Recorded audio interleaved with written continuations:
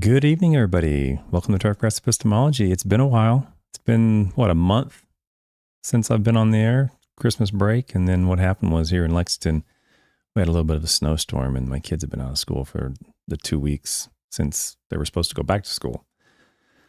And they'll be out of school again tomorrow. So it's been difficult to kind of get back on the air, but I'm back on tonight. And then I think after this week, it'll be back to normal again. So welcome all. Welcome everybody. This will be the first public show I've had in probably a month. We did a members only stream on Monday morning, and we had the members only meeting, the pro members meeting last week. So anyway, welcome everybody. Welcome to the new member. Details Matters is a new member of the channel. Welcome. Remember, the members only stream, I record that live on YouTube every Monday morning at 10 a.m. Eastern Standard Time. That gives some of our international audience a chance to contribute live, because the only other time I'm on now is Tuesday evenings at 9 p.m. Eastern Standard Time. And a lot of the people in Europe and some of the people that watch in Australia and other parts of the world, they can't really get on at 9 p.m. Eastern Standard Time. So I try to do that Monday morning only show, or Monday morning member show for the international audience as well as the American audience. Don't forget, I'm doing a lot of Calendly stuff lately. I think this is the winter time, so I do a lot of meetings. And if you want to counsel with me, calendly.com/TravisShaddox is the way to do that. You can always send me a text or an email as well, but I can't always guarantee I can respond quickly to those. On that note, the next comment and email show is already getting filled up. I'm already up to about 15 or 16 pages on comments and emails. I may do that at the end of January or the beginning of February. But if you want your comment considered to be read or an email for me to consider going over, you can email TravisShaddox@gmail.com, or you can send a text, or a voicemail is actually preferred, to the show's phone number, which is 859-444-4234. And the Tuesday morning video commentary show, which is actually the most popular show that I do, it's going to be a little bit on pause. But if you want me to go over a video, send them to me. I just haven't had time to look through some of the YouTube stuff and find videos that are interesting to go over. But if you happen to come across one that's interesting, send it my way, and I may pop on a Tuesday morning sometime and do that again. I know that is the most popular show that gets the most views anyway. Okay, so I'm going to move quick tonight. I need to get off in about an hour and 15 minutes if I can. So I'm going to move very, very quick. So what I want to do first of all is I want to bring everybody's attention to one or two things here. And the first thing is I had a comment or a question about where I'll be in Connecticut or when I'll be up there, because I'll be giving a couple of lectures at the New England Regional Turfgrass Foundation Conference. And so I wanted to bring this up. If those people in that area are interested in going, you can go to nertf.org. It's a 2025 conference for the New England Regional Turfgrass Foundation, and it's from March 4th to 6th. And where it's at, I should know. I think it's in Connecticut. I don't really remember. But you can go through here if you want to peruse the agenda and see who all's speaking. And so like if you go to Tuesday, it's pretty much most of the week. Like here's the Tuesday seminars. And one of the unfortunate scheduling conflicts for me personally is I'm speaking on Tuesday morning at 8, from 8 to 12. At the exact same time, the world's greatest turf nematologist is speaking, Dr. Crow, and I would normally sit in on his talk and get up to speed with what's going on in his world, but I can't because I'm speaking at the same time as him. But you can go to one of our talks if you're there, okay? If I were there, I would probably go to Dr. Crow's talk. I'm just saying. I'm not to diminish myself, but he's many, many, many levels, above me. So that's where I would probably go. But he and I are talking at the same time on that day, as is Chaz Smith and there's Ross Braun. He's been on the show. He's talking at 10 o'clock, as well as some afternoon talks as well. Dr. Frank Rossi's going to be there. Rebecca Grubbs Bowling's going to be there, University of Tennessee. So there's a lot of people there on Tuesday. And then you can go to the Wednesday and Thursday shows as well. And I don't know how they have it broken out. It's like, they have it broken out in like golf, sports, and then maybe landscape or technicians or something. And you can go through here and see when everybody's talking. I think I speak on Wednesday and on Thursday. Oh, here I am on Wednesday at 1:30. So you scroll through here. You can see exactly if you want to see the talks. It's actually a really good show. There's a lot of really good people talking there. And so if you want to get up to speed with what's going on in turfgrass and some of the new research that's coming out, I recommend you consider the New England Regional Turfgrass Foundation Conference from March 4th through the 6th And I'll have a fair amount of time if you want to come by and say hello and just have a conversation with me. The other thing I wanted to go over is for sod producers. If you're a sod producer or you know a sod producer who listens to the show, or you know one that doesn't listen to the show and you want to communicate this with him, there's an opportunity to greatly move our industry forward, but it comes specifically from sod producers. And what that is I want to show this post by Kevin Morris on Twitter, who runs INTEP. I'm just going to read this real quick. There's a funding opportunity that's not a tax dollar opportunity. He's going to explain it. What they're going to do is basically they're going to put a little bit of extra cost or a fee onto sod, and then the end user, the person buying it, is going to pay that. So it's not a tax, but it can really greatly help us out in promoting natural grass and researching natural grass. In Kevin Morris' post, he says, to U.S. sod growers out there, the sod checkoff voting period opens today and runs through February 11th. Please utilize your position as a sod producer to vote. The program, if passed, can fund a national promotion program for natural turf, important research needs, etc. Funding for research and marketing promotes the benefits of natural turf is desperately needed, and unless the industry promotes itself, those that spread inaccurate info about turf will win. And I agree with that. If anybody listens to this channel, you know that's right up my alley. If we need to speak up on our end. We need to fight fire with fire sometimes, and the people promoting misinformation need to be met with the equal force or more force to overcome this. There's a lot of misinformation, and he's saying they're spreading inaccurate information about turfgrass, and we all lose when that happens if you're in the turfgrass industry. This is an industry-sponsored program, not a government-sponsored one. Okay, so we're doing this ourselves. The program is funded by a small surcharge on each square foot of sod sold. That's 1 cent, or about 50 cents per pallet. This charge is added to the customer invoice as a promotion of turfgrass benefits line item. The USDA rolls in collections of the surcharge. The USDA's role is collection of the surcharge, but the USDA has no say in how the money is spent. A committee of sod producers is appointed to determine the best way to spend the money. This funding can change the trajectory of our industry now and in the future, including your children and your grandchildren's future. Now, how would you do that if you're a sod producer? You need to go to turfgrasssod.org, and that's the TPI natural grass website, and you can go to it. It says natural grass sod checkoff voting opens in January. And what you can do is read through here. You have to be a sod producer, and you have to prove you're a sod producer by providing receipts or a confirmation of some paperwork that you actually are a sod producer. But if you are a sod producer, you should receive a ballot if you're already registered as a sod producer. But if you are a sod producer and you haven't received a ballot, you can ask for one. Okay, but the way you would ask for a ballot to vote on this is ballots. It says ballots will be mailed to all known U.S. sod producers.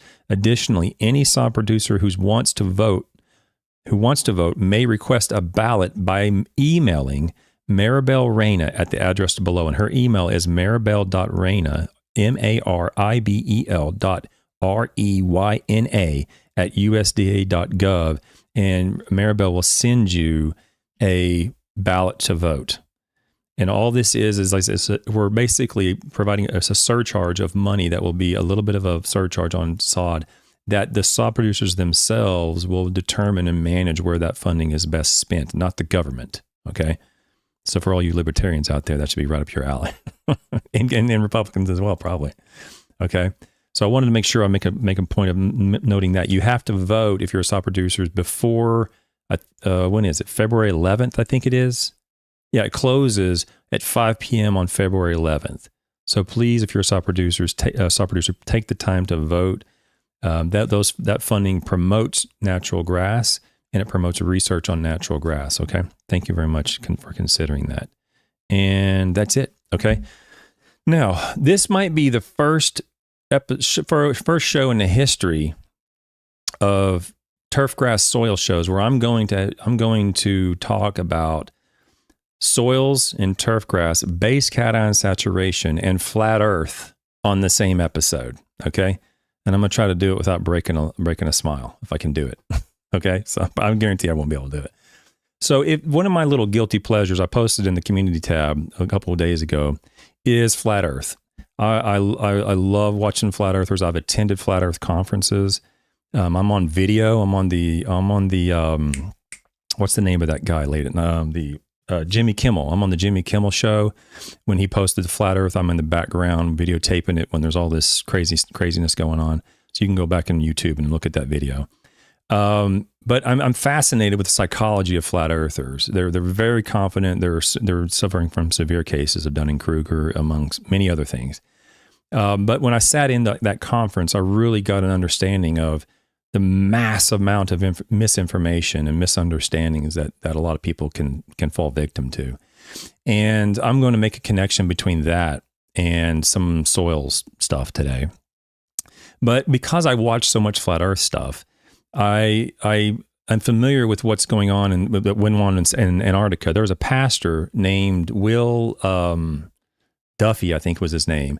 And he came and said, I'm going to fund a trip to Antarctica to kind of finalize or solve this flat earth debate. Because if you're not familiar with the magical flat flying pizza flat earth philosophy, they have a model that they believe basically is a magical flat pizza flying through space, and on the edge of it is Antarctica, not at the bottom of the globe. It's on the edge, and because it's on the edge, you can't have a 24-hour sun in the Antarctic summer. So you can it can't be on their magical pizza Earth. So he flew some people down to Antarctica, and in this last December 20th or 18th or 19th, whatever it was, on the winter solstice, in the southern hemisphere summer solstice. And indeed, the flat earthers saw that the sun went round and around and around. It was 24-hour sun. And it's caused a lot of problems in the flat earth community because now they're faced with a lot of cognitive dissonance where they know what they're saying is misinformation, but they just can't get themselves to say the truth. And so this pastor had a guest on, and the guest's name is Joe Hanvey. And Joe Hanvey is a flat earther. And the pastor had him on, who sponsored these trips down to Antarctica.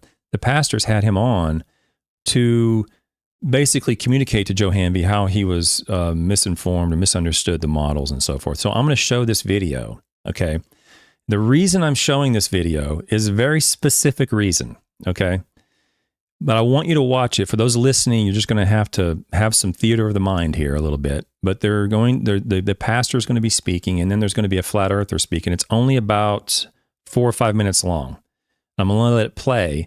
And I want you to see a couple things. One is the vitriol back from the flat earther towards the pastor is horrendous.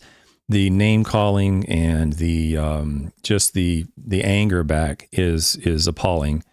And two, I want you to see what the flat earther is wearing. Okay.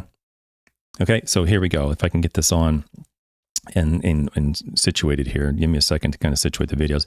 But I just found it, there's almost no other chance or opportunity I'll ever have to merge my two passions, and that is soil fertility and turfgrass science and the psychology of flat earthers. I mean, this will be the only time I think I can ever probably do it. So I'm going to take advantage of it. Here we go. That I offered you the opportunity to present your model on our channel. You said you wouldn't. And I am now going to debunk your model. And I think you would want to be here for that to make sure that my debunk is accurate. But that's up to you. Okay, so those listening, that's the pastor speaking. His name's Will Duffy. And it was called The Final Experiment. And he's telling him, hey, I'm going to come here and debunk your model, and I wanted you to be here so you could be here with me rather than do it behind your back. And Joe Hanvey, don't forget, is the flat earther, and here comes the retort. But watch, look at his shirt. Look at Joe Hanvey's shirt.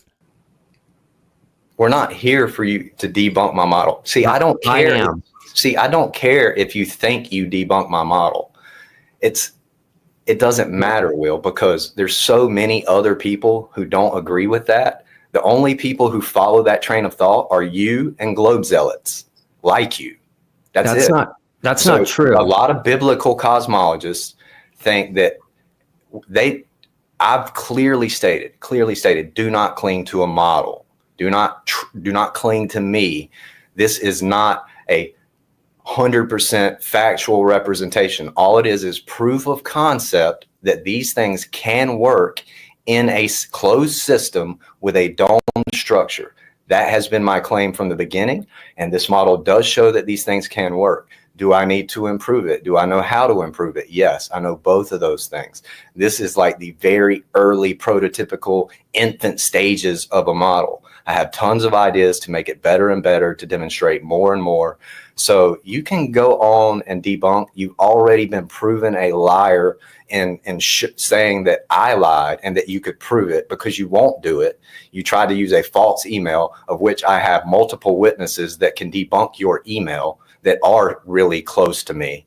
So you have not proven your case. You have not given any evidence. I'm going to get off of here now because you haven't done that. And you can go ahead and do your hit piece and debunk my model for all your Globe Zealot friends. But I'm done, Will. I'm done with you. I don't think you're an honest person. I think you are a weasel. I think you are narcissistic to the nth degree.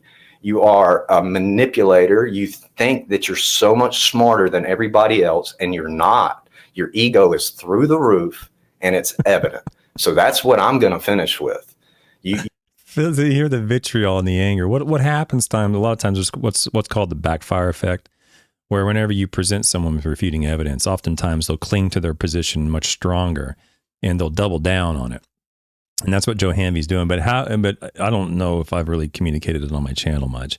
But everything Joe Hanvey's saying to Will Duffy is the same thing that a lot of people have said to me. You're arrogant and you think you know everything, and da-da-da. And it's almost always from people who are base Cal and saturationists. So there's a little conflation there, a little bit, or confluence of how would you say that? I got to be kind. I'm trying to be kind. But there's a merging of idiocy, I guess, between those two concepts. Continue. You claim to be a follower of Christ, and you teach against his word.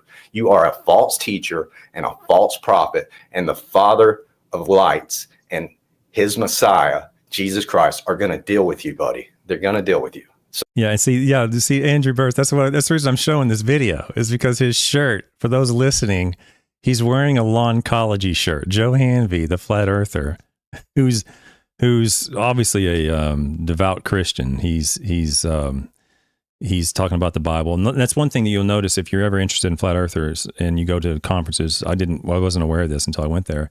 Is that they base a lot of it on biblical misunderstandings. And you're going to see that here briefly when Joe gets into a little bit of the biblical, he's just skewing and misunderstanding the biblical references. But yes, he's wearing a Lawncology shirt. So there's a lack of critical thinking, obviously, with all flat earthers. And I'm not saying that all people that buy things from Lawncology are not critical thinkers, but there's a lot of products that they sell that you have to have very little critical thinking skills, or you haven't used them, or you haven't been taught how to use them in order to buy them. Things like liquid aeration, liquid dethatch, base count saturation, calcium magnesium ratios, all these other things. Now, granted, I mean, they're going to sell products that do work as well, but there's a lot of products that don't, and there's no evidence to support them. And I just find that I find it interesting that there's a lack of critical thinking skills by all flat earthers. And then this particular one's wearing a Lawncology shirt. And it's not a fluke. If you go to Joe Hanvey's channel, you can see all his stuff. And there's 3 or 4 episodes, and he has 3 or 4 different Lawncology t-shirts on, or sweatshirts on. It's great. So we're going to continue just a little bit, because you're going to see some real anger here. So that's it. I'm done. I'm out. You can go ahead and debunk the model all you want for your Globe Zealots. You didn't prove I was a liar. I'm not going to entertain you anymore. As a matter of fact, my mom sent me an email telling me, she's like, don't engage with this guy. I told you not to engage with him anymore. And she did, and I didn't listen. So I'm going to listen to her right now, and I'm done with you. It is really, really hard to have someone tell you that their baby's ugly, or your baby's ugly. It's not easy. And you know, when your baby's ugly, you love that, and you love your baby, and it's new to you, and it's fresh, and you're like, you want to protect it. And then someone comes along and tells you that your baby's ugly. That's not easy to hear. And it's much, much even more difficult to step back and go, okay, let me understand your position. Explain it to me. Why is my baby ugly? Why am I wrong? That's not easy to do. Most people don't have the mental fortitude or the control over their ego to go, okay, if I'm wrong, I want to know about it. Explain it to me. Explain your argument to me so I can understand it better. Very few people have that. And this particular guy, Joe Hanvey, is just angry. He's been told he's wrong. He's been challenged that, his concepts of flat earth, and he doesn't know how to handle it. And he just fights back. And you can go ahead and debunk my model for all your globe zealots and all these people that ridicule and make fun and call names and all that. Go right ahead. You're a false teacher. You're a false prophet. Yeah, and I agree with him on that. I unfortunately, I am guilty of calling people now. I have used the word clown before, as you all probably know. I don't like it when I do that. I don't think we're going to move the industry forward by calling people names. Okay, the people like base count and saturations, like flat earthers. These people that are using these antiquated, non-evidence-based approaches to turf management, calling them names, calling them idiots and morons and imbeciles and all these things. It's just going to serve to push them further away from the center. In order for our industry to move forward, we need them to come back to the center. We need them to come back up out of the rabbit hole. Okay, sometimes I'll use some salty language here and there, and kind of, there's a place for ridicule. I get that. But it's, I try not to do that on my channel. There's other channels that do that better than I do anyway. So I agree with him on that. Calling people names isn't going to serve to move our communities or society forward. And I know I'm guilty of it. I try not to do it, but we're in agreement with that. The Father wants to expose you, and he's doing that. Goodbye, sir. Hey, Joe, flat earthers have debunked your model, and they've been trying to debunk your model for months, but you won't listen to them. It's not just people on the globe side. Yeah, and that happens a lot too in turf. When you communicate something that to someone who's been doing it for 20 or 30 years, and they just don't want to listen, it doesn't matter where it comes from. They're not going to listen. They're going to close their ears and put their head in the sand and la, la, la, la, la. They don't want to hear it. They don't want to hear the evidence, which is what I'm going to go over tonight. Flat earthers were trying to correct your model. A bunch of internet cowboys and internet gangsters with no work of their own, no body of work of their own. Yeah, and he just got through saying they're calling me names, and now he turns around and calls them names. This is what happens. People double down. People start to retort back in the same way. And here we are, just button heads. We're not going to move the industry forward that way. Jaron Campanella has been trying. Listen, I sent Jaron a dome. Jaron does not believe in the scriptures. Jaron is now trying to use Occam's razor in order to argue for the globe. Occam's razor destroys the globe. But again, I'm done with you. I don't care what Jaron Campanella thinks. Jaron is not important to me. So I don't care what any of you think. Well, see, that's the difference. I do care what they think. As many times as I've criticized, the John Perrys of the world and the Joel Simmons of the world and the Alan Haynes of the world, as much as I've criticized them, I do care about them. I really do. I care what they think. I care about them as a human. I really do. And I think Joe Hanvey, if he steps back and looks from this, I think he does too. He's just angry and he's fighting back. He's resistant to anything that Will Duffy's going to say to him at this point. But I do care. And it's important that we separate the person from the claim, because otherwise you start going down a road of inhumanity real quick. Okay. The claims I will viciously and assertively attack, but I really try my best not to attack the person. And here Joe Hanvey's criticizing them for attacking him, and he's turning around and doing the exact same thing. We don't want to do that in turfgrass science. I care what Jesus thinks. I care what Jesus' word says, and Jesus' word says that we live on a circular, level realm, enclosed, and that he sits above. It's his footstool. That it's like a seal that's been hit with a signet.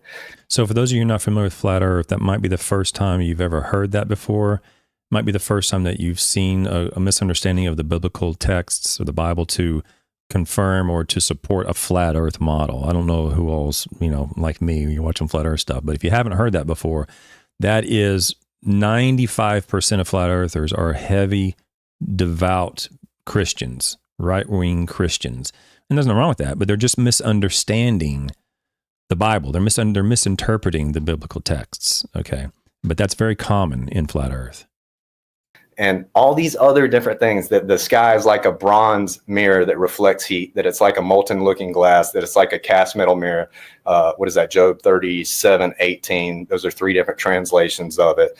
You look at the Project 314, where Moses built the tabernacle off of what he saw from heaven. It matches the dome type model, the dome type structure.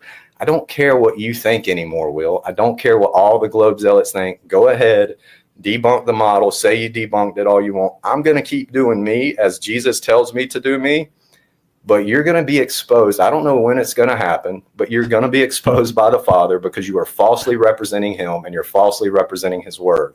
So we're done here. I'm out. Goodbye. Now watch how long it takes for him Thanks, to hang Joe. up. I mean, he doesn't even know how to turn off Zoom. Watch. He sits there for like 20, 30 seconds trying to hang up. Are you able to leave, or do I have to do something? I remember the first time I watched this, like a couple of days ago, I was laughing so hard. He couldn't even learn how to hang up. He didn't know how to hang up. So it's not an attack on Christianity or any religion, or if you're Muslim or Hindu or if you're an atheist, whatever. It's not an attack on that at all. But it is very common in the flat earth community to support their beliefs by misunderstanding or misrepresenting the Bible. So, but I wanted to point that out. You see how angry he is, and how vitriolic he is, and how resistant he is to the information that conflicts with his perspective or his understanding of reality. And that's what happens with base concentrationists and people that are using saturated paste extract. They don't want to hear the truth. They're comfortable in their ignorance. And to get out of that, it's not comfortable. I would rather live in an uncomfortable truth than a comfortable ignorance. That's me. But not everybody feels that way. They're comfortable in their little warm bath of ignorance. They don't want to get out. And so oftentimes folks like myself, and at the Sports Field Managers Association right now, I've been getting texts from a couple people at the Sports Field Managers Association about stuff that's going on there. And we have to get up in front and speak the evidence. We have to be upfront with people, because on the other side, for every one of TravisShaddox's, there's 10 people communicating the misinformation from marketing or sales or whatever the case is. So we're outnumbered, and we need to have enough confidence to do what I'm doing, or to speak up and provide the evidence as best we know it, even if it upsets somebody, even if somebody's offended by it, even if it hurts their feelings. If it's the truth and that's what the evidence says, then we need to speak up, because otherwise we're getting steamrolled over by a mountain of BS. Okay, so now let's get into the article. One of my favorite articles. I might be mistaken, but I think I did this article already once before, but it's so good I'm doing it again, because this month I'm doing soil health. Okay, so soil health is the topic of this month, and there's going to be topics where it's literally says soil health, and there's going to be other articles that'll be like organic products. It might not be directly soil health, but it'll be like that sort of topic for this month or for the next 3 or 4 weeks in a row here. Okay. And I'm going to move quickly through it. It's a really, really good article. This article is called Base Cation Saturation Ratios, Soil Health and Yield in Organic Crops by Shiganti, Coleman, Herms, Sprunger, Brock, Soto, and Duhan. Andrea Soto. Oh, never mind. I'm confusing that author with somebody else. I thought I was going to say I knew that person, but I don't know that person.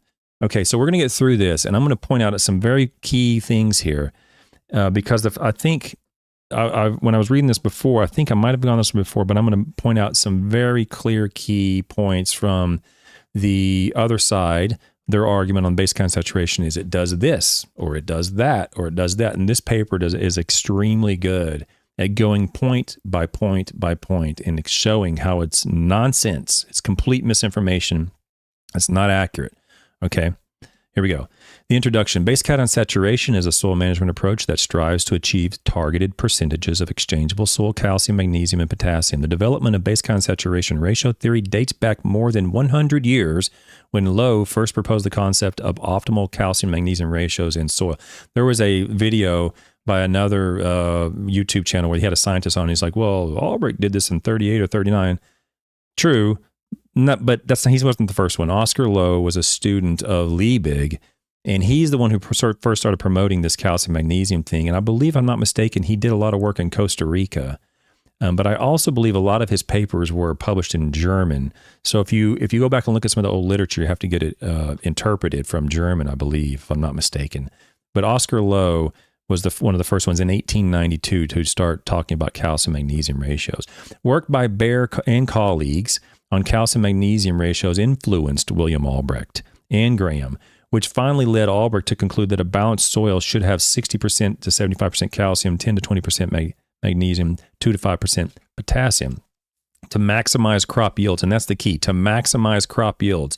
I don't care about anything else other than what my client cares about. If I'm the owner of the business, I care about my money or my whatever the highest priority is. And almost never, actually never, you'll never see a business owner or a homeowner or a golf superintendent or a sport turf manager go, man, I really, really, really want to have 65% calcium. That's my goal. I'm going to make money and I'm going to make profit on that 65% calcium in the soil. It's never going to happen. They make money on the turf, on the plant, and we want to stay focused on that. So he's talking about the soil. It must be this to maximize crop yields. And that's what Albrecht said, to maximize crop yields. That's the more important thing, or really to maximize profit, but that comes from the crop yields.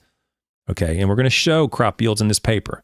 Today, the core ideas of base count and saturation are widely credited to William Albrecht. Studies have compared base count and saturation ratio with widely established soil management philosophies such as sufficiency level of available nutrients, where nutrient availability is assessed by individual elements. These studies failed to find evidence to support the existence of an ideal soil base cation saturation percentage. I don't know. I mean, we're going to go through this paper. I've gone through a lot of these papers before, and this paper has 20 or 30 citations of other papers, and you're never going to find a paper, ever, that supports base cation saturation, except the ones that were misinterpreted by Albrecht and Baer, except the ones that used calcium and also unknowingly influenced pH. You're not going to find one. And I'm sorry if you're using base cation saturation, you've been doing it for a long time, you're a superintendent or you're a turf manager, and you go, well, I don't believe Travis. I'm sorry if you've done that. I really am. But we don't want to keep throwing good money after bad money. You were conned, you were fooled, you were indoctrinated, whatever the case is. But I'm saying with as much confidence as a scientist can say, base cation saturation is complete hogwash. There's no evidence to support it. Okay? So come back to the light. We'll welcome you with open arms. There's a more efficient way than what you've been using if you're using base cation saturation. We continue. The collective result of these studies has led most soil scientists to disregard base cation saturation and view it as a misguided approach to soil management. This was published, guys and gals, in Agronomy Journal, one of our highest tier journals in 2021 from the American Society of Agronomy. This is not, an Acres Association publication where they just publish whatever they want. This is in a top tier scientific journal, and they're stating these assertions are true. Despite the lack of evidence to support base cation saturation in the scientific literature, base cation saturation is widely practiced, particularly by organic farmers. In a recent survey, over half of organic farmers in Indiana, Michigan, Ohio, and Pennsylvania reported using base cation saturation. Farmers reported practicing base cation saturation because they believe it improves crop performance, crop quality, soil health, and weed control. I don't care, and science doesn't care what you believe. We don't care. You can't control your belief. Believe it or not, you don't have the ability to pick and choose what you believe. Look that up. Go down that rabbit hole sometime. It's a long, deep rabbit hole. But you don't have the ability to actually choose your beliefs. So you don't believe it. You believe it works. Okay. I don't care. I care what the evidence says, and the evidence says it's nonsense. So I'm not going to believe it. One of the key foundations of my positions is this. I want to believe, and I strive each day to believe as many true things as possible while simultaneously believing as few false things as possible. That's one of my foundational concepts, pillars. If you don't have that same position, then we need to talk.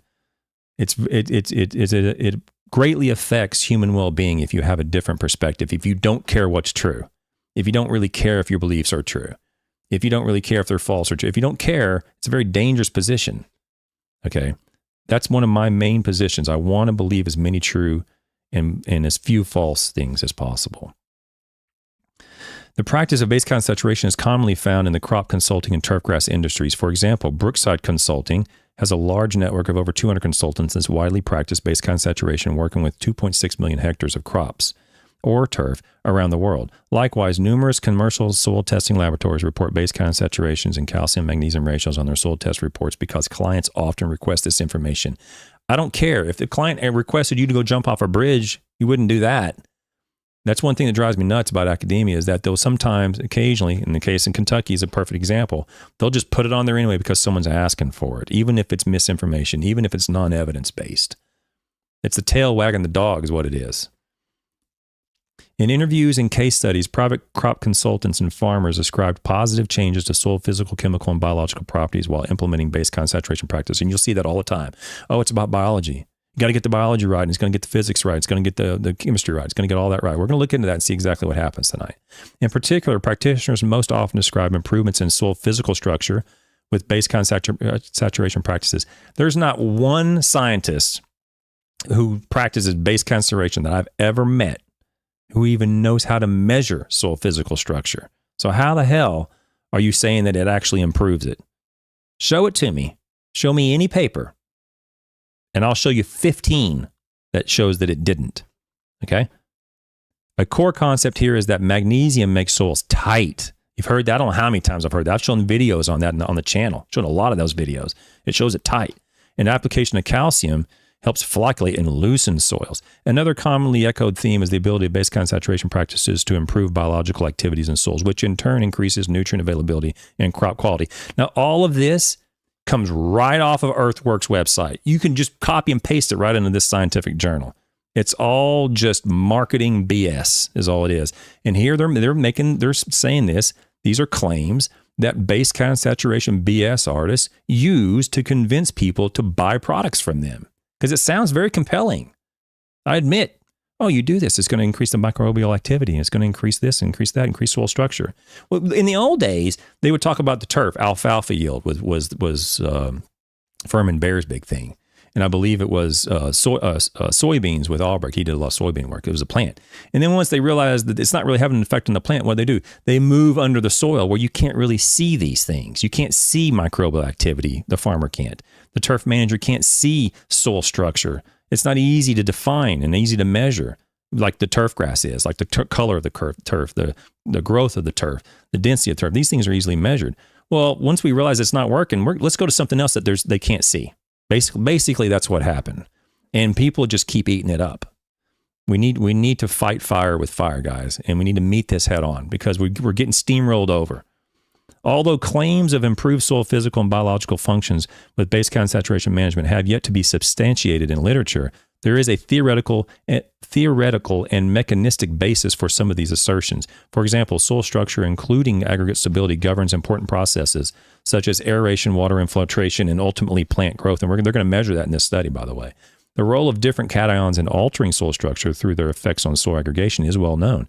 Increasing soil exchangeable calcium can influence the soil hydrology and drainage by promoting better soil aggregation and improving water infiltration into the soil.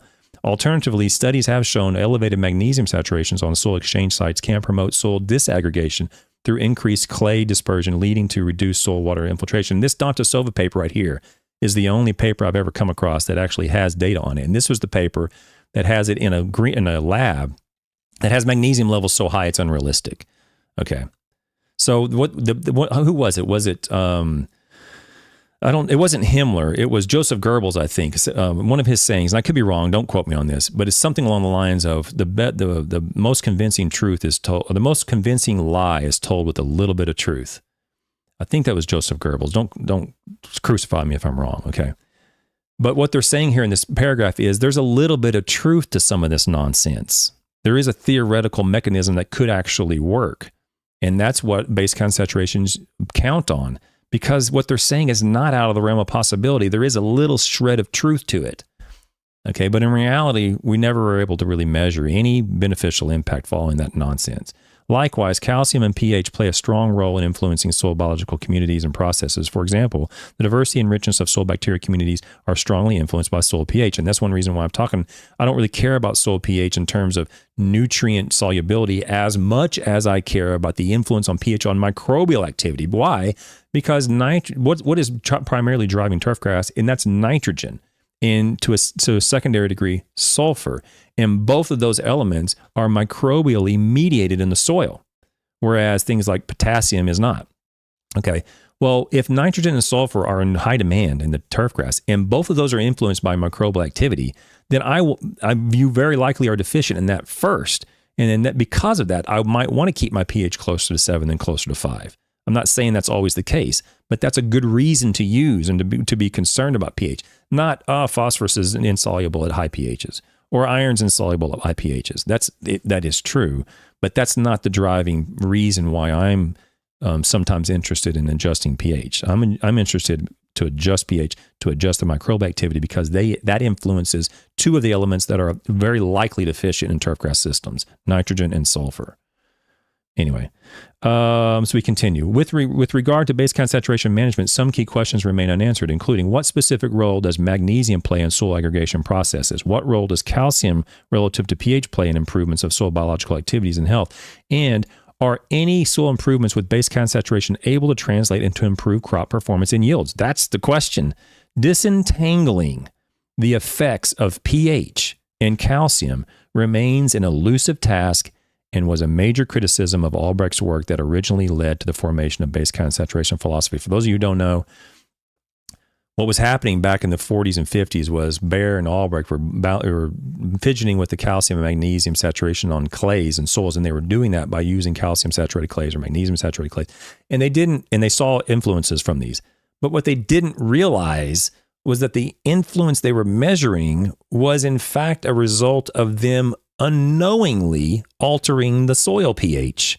So in order to know whether or not calcium saturation is having an effect rather than soil pH, you have to alter the calcium saturation without altering the pH. And the same thing with magnesium. You have to do these and hold the pH constant. That way you know, in fact, if you do see a difference, it's not the pH because it stays the same. It was indeed the calcium saturation. That's what you got to do, and that's what they're going to do in this study. Therefore, the experimentation that specifically manipulates calcium-magnesium ratios without concurrent changes in pH is needed to address these unanswered questions. This study is the first comprehensively evaluate This study is the first to comprehensively evaluate the effects of base count saturation on soil health, including physical, chemical, and biological parameters. And that's what you'll hear from the nonsense people, though. It's a three-legged stool. It's physical, it's chemical, and it's biological. Yeah, that's true. I've said it before. Yeah, those all three are very important.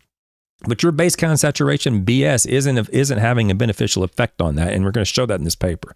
The specific objectives were to evaluate the effects of base count saturation on soil physical, chemical, and biological health, and organic crop productivity. Pretty straightforward. Okay? Any questions before I've been talking pretty quick. I'm trying to get through this. I got 15, 20 minutes. I'm trying to get through it all in an hour.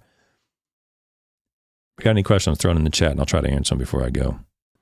Materials and methods. The site and experimental setup. Two field trials were established in 2015 in Ohio.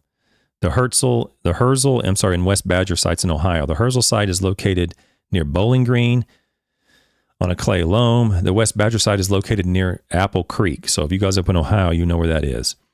Herzl and West Badger have been under certified organic production since 2004 and 1998, respectively, and were previously in agronomic grain and forage rotations. Baseline soil properties were measured across crop replicate combinations in the spring of 2015 before planting and amendment applications. Soil values reflecting different starting points regarding base count saturation management as Herzl and had calcium, magnesium, saturation values that would be considered relatively balanced. So what they're talking about is this over here. This calcium saturation from the Herzl site was 68.5% and 16% magnesium, where the West Badger site had 37 and 16. So the West Badger site would be considered unbalanced.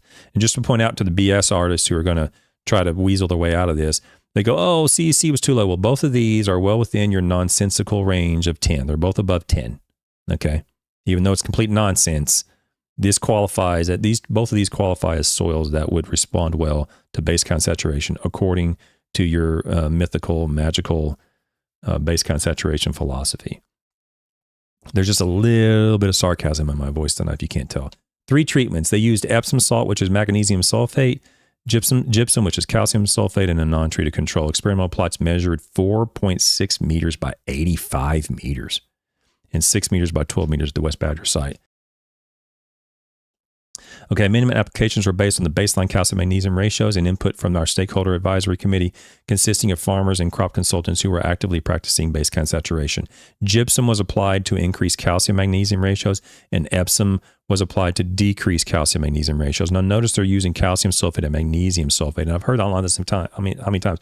Oh, magnesium has a greater influence on pH. Well, it doesn't when you apply this magnesium sulfate. They're applying magnesium sulfate, a neutral salt, and calcium sulfate, a neutral salt. I don't know. Some of the people, they think that calcium is going to influence pH or magnesium is going to have more of an influence on pH. That's not the case. Calcium and magnesium will knock off aluminum and hydrogen off of the exchange site. That's true. But the aluminum and hydrogen are still in the soil solution. The soil acidity is going to go through the roof. Those have to be neutralized by things like carbonate. So just applying calcium as calcium sulfate is not going to have an effect on pH. Okay, and magnesium is not going to have an effect on pH. That's why they used it in this study, to maintain the same pH but alter the ratios and to rebalance the soils according to the base count saturation BS. Over 6 years, let's see. Oh, they talk about the amount they applied. So that's what they did. They applied calcium or calcium sulfate or magnesium sulfate to flip the crops or to flip the soil calcium magnesium ratios around. 3 crops were planted annually: corn, soybeans, and small grain. Oh, small grain, spelt or oat. Okay, sorry. In several instances, yields were not obtainable due to either crop failure from weed infestation or poor initial establishment, or because conditions remained too wet for planting. Soil samples at both sites were collected at the end of each growing season from 0 to 20 centimeters, which would be, what is that in inches? That's 6, 7, 8 inches, I guess. Something like that. And the calcium magnesium ratios were calculated from the extractable soil cation concentrations. And they used Mehlich-3. Extractable calcium, magnesium, and potassium sulfur were measured using Mehlich-3. So all these values will be relevant to what you are used to seeing. They measured I'm not going to go into all the details, but soil biological health measurements. Permanganate oxidizable carbon was quantified, because a lot of the BS artists will say, well, it's going to alter the carbon content, and that's going to be good for microbes. So they measured that.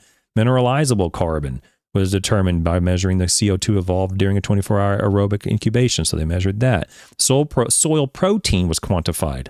Okay, using that method. Soil aggregate stability. This is a big one because a lot of BS artists who sell on base count saturation say, oh, well, it's going to increase soil structure. We're not necessarily for the crop this year, but we're going to increase the soil structure and increase the percolation of water over time. So they measured soil aggregate stability, and they talk about this method. They used a Yoder apparatus. I'm not going to go into that method, but basically it's like a nest of sieves, and they do it through wet sieving, but I'm not going to bore you guys to death on that. The aggregate stability of soil is given as a mean weight diameter, which is calculated as the sum of product of the mean diameter of each size class and relative proportion of aggregates in that size class, so that what fell into that particular sieve size. Soil water infiltration at both sites was measured in the fall of 2018 and 19 using a mini disc infiltrometer. Now, what is a mini disc infiltrometer? What I have on the screen is a mini disc infiltrometer. So what this is just in case you guys ever care to know, I've never actually used this instrument in the field, but basically what it is, you put a certain amount of water, you put water in this top head portion here, and that maintains a certain amount of suction based upon how far up or down this particular pipe is lifted. There's marks on this stainless steel rod, and based upon however many centimeters of suction that you want on the apparatus, and then you flip it upside down and you fill this whole bottom section up with water. And then this little cap here is perforated on the bottom with a stainless steel mesh screen. And then so now once the bottom part is full and the top part is full, then you would place this bottom cap, this bottom whatever footing on soil. And when it touches the soil, it starts to pull moisture water out of this. In so doing, you start counting the clock, and you have so many milliliters of water move out of the bottom part of this infiltrometer over so many seconds or so many minutes. And through an equation, you can determine the centimeters of water per hour. Okay. This is a mini ring infiltrometer if you ever care. I've never used one. I've never done it that way. I would take it and go to the lab, but this is a method that you can use in the field without disturbing the soil itself. So I'm assuming it's valid. It's in a publication, so I would think that it's a reliable method. Penetration resistance of soil was measured in the fall in 2019 using electron spot one cone penetrometer. Now, what is that? So this is this paragraph here. What is a cone penetrometer? You've seen this before. It's just a fancy way of saying it's the penetrometer. So you guys seen this before. There's a long rod, and at the top of the rod, there's a dial, and it measures soil compaction either in PSI or in kilopascals, and you just press this rod into the soil, and it gives you a measure of soil compaction. I also don't use this rod. It doesn't mean it doesn't work or it's not valid. I just don't have a lot of experience with it. Compaction to me, I actually measure using a core or a cell, where I go in and I drive a core down and actually remove a core of soil. And then there's a whole process that we use to actually get a very defined amount of grams per cubic centimeter of soil. And that would be the density, the bulk density. This rod, I'm sure it's fine. I just never used it, but this is what they're talking about. You guys, some of you guys may actually even have this sitting around somewhere from various stuff you might do. And this might be something you would potentially consider in lawn care to determine or to show Miss Jones or Mr. Smith that you indeed don't have compaction, or indeed you do have some compaction that might limit the turf's potential for growth. That's something you could actually do pretty quick. Okay, so that's what they did. Data analysis. I'm not going to go into all the data analysis, but you're welcome to read it. They did it all correctly. You're welcome to read all about that. Now, into the results. The results. I'm going to... Man, there's just so many good words in this whole thing, but there's also so many graphs. I don't know where to start. Let me read it, and then I'll go back and show some of the tables, I guess. Applications of gypsum and Epsom salt over 5 years influence soil malic-3 extractable calcium magnesium levels, as you would expect. You're applying calcium or you're applying magnesium, it's going to alter the level in the soil. Let's look at that. So in the soil, over 5 years, this is at the end of 2019, you see this is the control, this is the magnesium application, and this is the calcium application. So when you're applying the magnesium, you're going to see right here, this little A means that you had more magnesium following the application of of Epsom salt. And this, you don't see it so much in that soil, but this down here, this A under the calcium, when you're applying gypsum, you found there was more calcium in the soil when you're applying calcium sulfate. And here's it is again, you see more magnesium when you're applying magnesium sulfate. Okay. Here's the CEC, the gypsum in this case, increased the CEC from 6.5 to 7.6 in the West Badger location, but nothing else. Okay. And you'll notice that we're applying sulfur in both magnesium sulfate and calcium sulfate. And you'll notice on some of my calendar consultations with people that are potentially low in sulfur, as long as you have calcium sulfate or magnesium sulfate or manganese sulfate or something like that, then you're going to very likely increase your sulfate levels. And you'll notice this is milligrams per kilogram, and a lot of my work in turfgrass and some of the work in corn here in Kentucky has identified the critical minimum in sulfur to be somewhere around 8 or 9 parts per million malic-3. And you'll see that right here. This is 9. So the control here was right on the critical limit for sulfur. And you can see just applying some Epsom salt or some gypsum has alleviated or at least increased the sulfur to well above the critical limit that you wouldn't have to worry about anymore. So that's why on Calendly, if you see me adding something in and you go, well, I thought you said it didn't do anything. Gypsum doesn't do anything. Well, I'm not saying it doesn't do anything. If you have a sulfate deficiency or if you have a bona fide calcium deficiency, then it would be useful in that regard. So the treatments did what they're supposed to do. They increased calcium or they increased magnesium. That's what they did. That's the reason they showed that. Now, the decrease in availability of soil magnesium with gypsum applications and conversely the decrease in calcium availability with Epsom application demonstrates the antagonistic effect among soil nutrients. And that's what I've said before. Don't go out there and start throwing a bunch of stuff out there because you think you have a potassium deficiency, because you're going to have an influence on some other cation.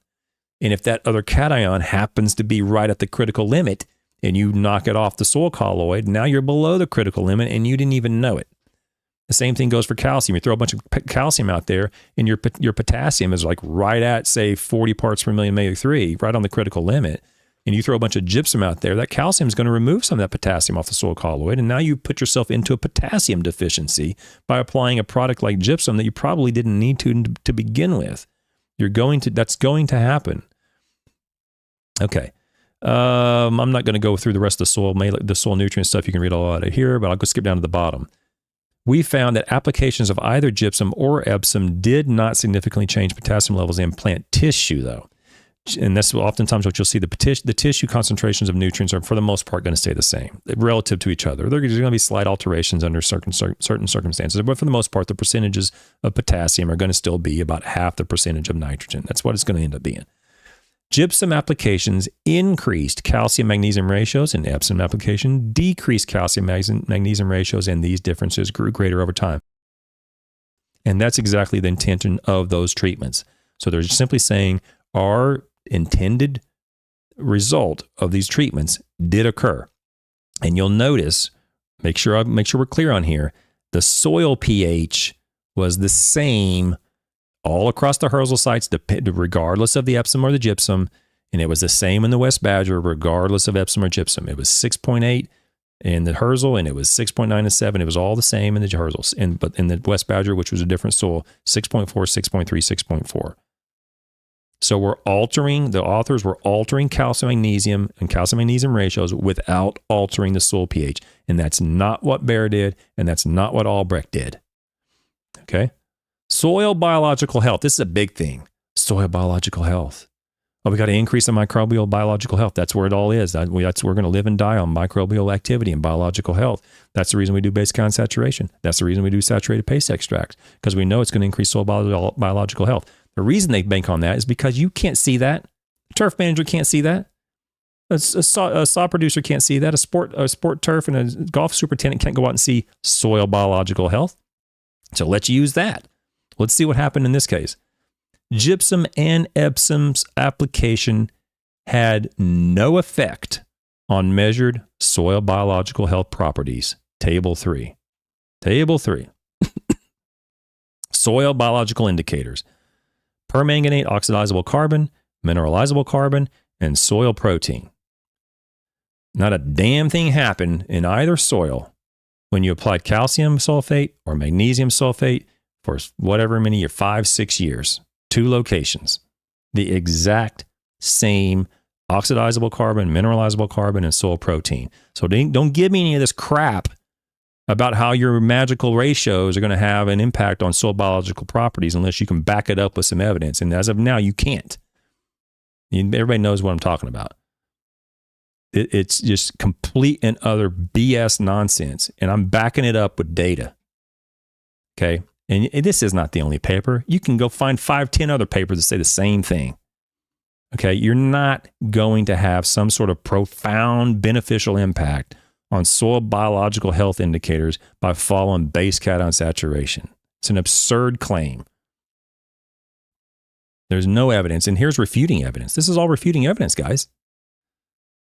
Now let's look at the next thing. Schoenbeck, which I think I went over that paper, examined base cation saturation effects across 5 diverse vegetable farms in Virginia and Tennessee and found no impact on soil oxidizable carbon, respiration, microbial biomass, or other biological measurement. So there's another paper who didn't find anything. Okay. Our results suggest that after 5 years, manipulating calcium to magnesium ratios had no measurable impact on soil biological health at either site. How do the BS artists sleep at night when they go to their customers the next day and they look them in the eye and they say, well, it's all about soil biological health. We got to balance these ratios out. Going to increase the soil biological health. How do you do it? My moral and ethical boundaries preclude me from doing that. I can't do it. I don't know how they do it. It drives me nuts that the turfgrass industry allows these people to even work in it. And what I mean by that is buying things from them, keeping them employed. Stop buying stuff from these people. It's ridiculous. They're just taking your money. I don't know how else to say it, guys. It's just absolute madness. I mean, honestly, what do they think when they see these data? They just go, oh no. Oh, what happens is they end up defending it with the yebbets and the yalbets. They go, well, yeah, but it's not this, and well, but they didn't do this, and yeah, but they didn't measure it right, and yeah, but they didn't wait till I got there before they started the study, and well, but they did it in somewhere else. They all come up with these excuses. It's the yalbets and the wellbets. That's all I ever hear. I never, ever see anybody on the base kind of saturation nonsense side ever present any valid data. I'm challenging them right now. Present it. Present the data. I am a scientist. I am open-minded. I am open to having my mind changed. I'm always open to having my mind changed. It's very, very easy. All you have to do is present supporting evidence. And in the case of base kind of saturation, just present supporting evidence that's greater than the refuting evidence. It's not complicated. It's very easy. We continue. Soil aggregate stability, soil structure. Oh, it's going to enhance soil structure. Soil aggregate stability was not affected by applications of gypsum or Epsom salt at either location. Very simple. Okay. Let's go look at table 4. Soil aggregate stability. Here's the 2 sites. Here's all the treatments. And what you're going to see is these are the particles. These are the mean size diameter of the various aggregates that fell in the instrument that they used to measure it. And if they were different, it says here treatment means in the column not followed by the same letter or not different. And there's no letters anywhere. There's no letters anywhere on the table, meaning all of these are the same. Control, Epsom salt, and gypsum result in the same mean weight diameter, whether it was at greater than 2,000 micrometers or 250 to 500 micrometers, or it didn't matter. It's all the same, meaning the soil aggregate stability was all the same, 5 or 6 years. How many years? I always forget. 5 years? Is it 5 years or 6 years? I thought it was 6 years. Nothing changed.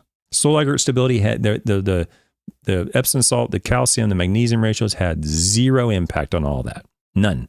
Let's look at the penetration resistance and the soil water infiltration, because that's the next thing. I'll talk about soil physics and water movement. Oh, the penetration resistance, the density, the compaction, the water movement. Well, let's look at that. Application of Epsom salt and gypsum did not significantly affect soil penetration resistance at either study site. And here you go. Penetration resistance, same table, different variables, no letters. Penetration resistance was 560 in the control and 574 with gypsum. 1,500 with the control and 1,700 with gypsum in the other location. It's exact same. There's no statistical difference within these soils. Among soils, there are differences, but not within soils. Okay. Penetration resistance, same, 10 to 20 centimeters. The infiltration of water, this is important for turf grasses. No differences. None. Over 5 or 6 years, I'm going to apply gypsum to break up the soil, and it's going to bust up the soil, and you're going to have greater water percolation. Not according to these data. 5, 6 years, and this is not the only study that's ever shown it. There's many many studies that have shown this. Nothing happened. Okay, nothing. The results provide no evidence to support the common belief of soil balancing practitioners that base cation saturation alters soil aggregation and therefore soil structure. None. We continue. Crop yields. Certainly it had an effect on crop yields. I got to apply all this stuff for crop yields. It probably would if the crop was suffering from a sulfur deficiency. However, the applications of either gypsum or Epsom salt to alter the calcium-magnesium ratios did not have any significant effect on either corn or soybean grain yields in any of the years, nor were there any discernible trends found with treatments over 6 years indicating the application of amendments had no impact on crop productivity. None. There was no significant relationship between crop yields and calcium-magnesium ratios over 6 years. This indicates that there was no ideal base cation saturation ratio where yields of corn and soybean were maximized. None. Now look at this graph. Again, a wonderful, wonderful figure here by these authors.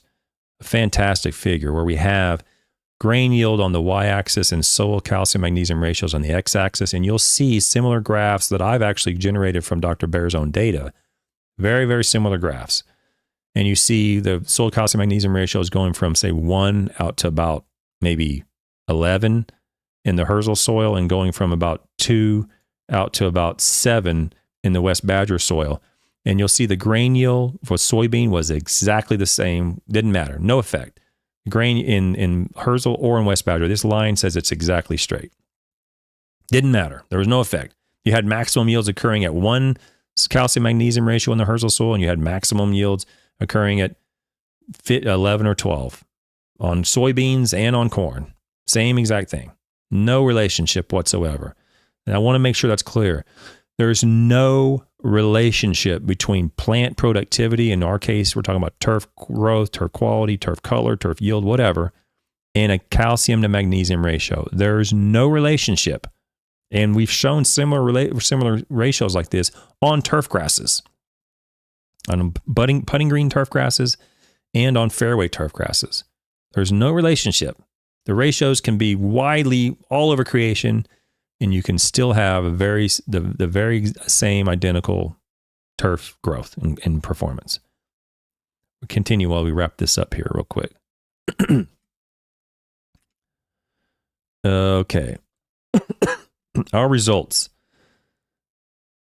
therefore, support the conclusion derived from previous studies that crop yields would not be affected by base count saturation as long as sufficient levels of nutrients are maintained to meet crop needs. Conclusions: repeated applications of gypsum and Epsom salt significantly alter calcium-magnesium ratios like they expected them to. Despite these differences, we had no effects. We found no effects of calcium-magnesium ratios on grain yields of either corn or soybeans in any of the 6 study years.